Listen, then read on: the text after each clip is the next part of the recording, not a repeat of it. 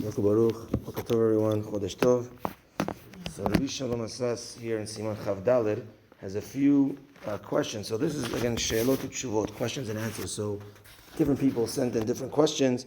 So he says there's a person named Rabbi Shmuel Biton who sent him some questions. Usually he gives where he's from, etc. He's out here. He says a rabbi in the Shechona of Ramot in Yerushalayim. Okay, so the year here is on this tissue. It doesn't say what year it is. Okay, so he asks a few short questions, and the first is the following: Motzei Shabbat Havdalah.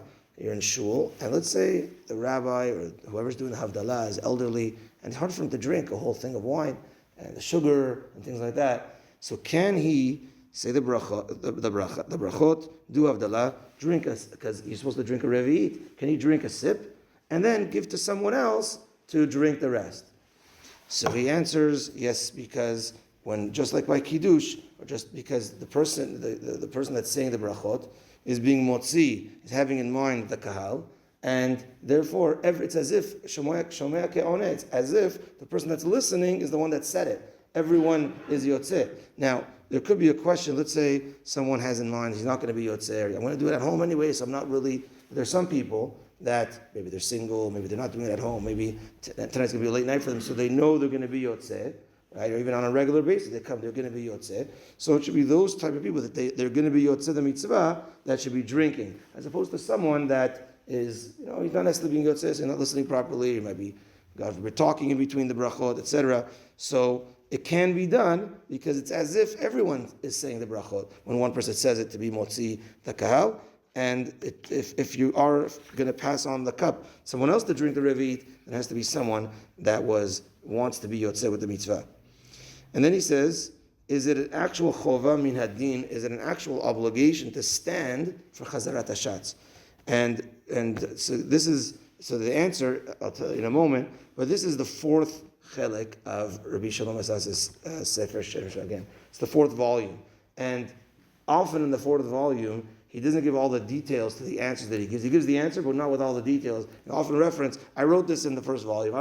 I spoke about this in more detail. So he does that here as well, but he answers, it's an obligation to stand during Chazarat Hashatz, unless a person is elderly, not feeling well, or he's anus, he's not able to for whatever reason, where those reasons would even apply for his actual amidah as well. If a person is not able to stand, he's elderly, he's sick, etc., a person can do the amidah sitting, but that is, again, if you fall into one of those categories. And he ends off this piece by saying, HaKadosh Baruch Hu bochen libo uklayot. Hashem, he knows our hearts, he knows what's going on inside, he knows what our kavanah is, and yodea shelo asa lehitaneg. He knows that our intention is not to enjoy, let me just sit down and relax. He knows that our intention is, I wish I could stand up, and I'm only sitting because I'm elderly, I'm old, I'm sick, etc.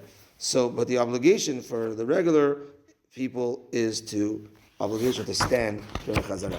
This third little question here is, what about Techelet, the blue string, in Tzitzit nowadays? So we know it's a mitzvah from the Torah to have Techelet.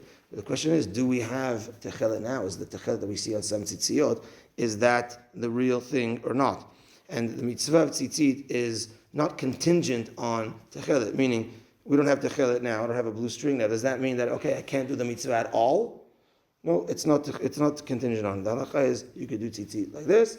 When you have Techelet, B'ezrat Hashem will have the right one soon, and then you add it to where you paint whatever, right? So you have it with the Tzitzit. And therefore he answers that majority of the Talmidei Chachamim in the world do not wear Techelet, and he says the Chilazon is very debatable if it's the right one, and therefore he says Tov li shari minhagenu, it's best to stay with our minhag, not to wear the Techelet. And Be'ezrat Hashem, we're going to have the Techelet when Mashiach comes, Bekarov Yamenu.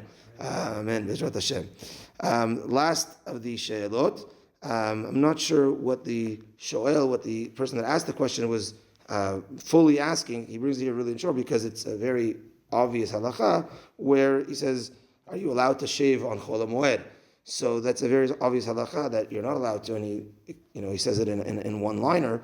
that you're not allowed to shave or haircut during Chol Hamoed. And the reason is because if we would be allowed to, then people would not maybe treat the first holiday with such respect because they're working, they're busy for the first holiday, Pesach especially, you're at Sukkot, you're building, you're this. You know what? I didn't have time to shave or get a haircut. I'll just do a Chol Hamoed. Then you come into the first Chag not ready.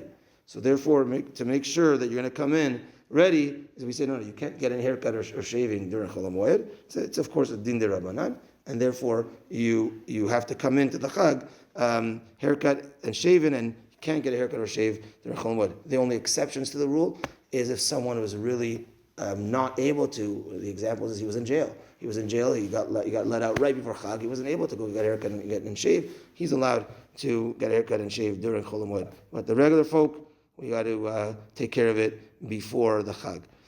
Okay, that's that for this Teshuvah, and we will continue with this tomorrow. Tonight we have the Mishmara of dear Margalit Bat Israel.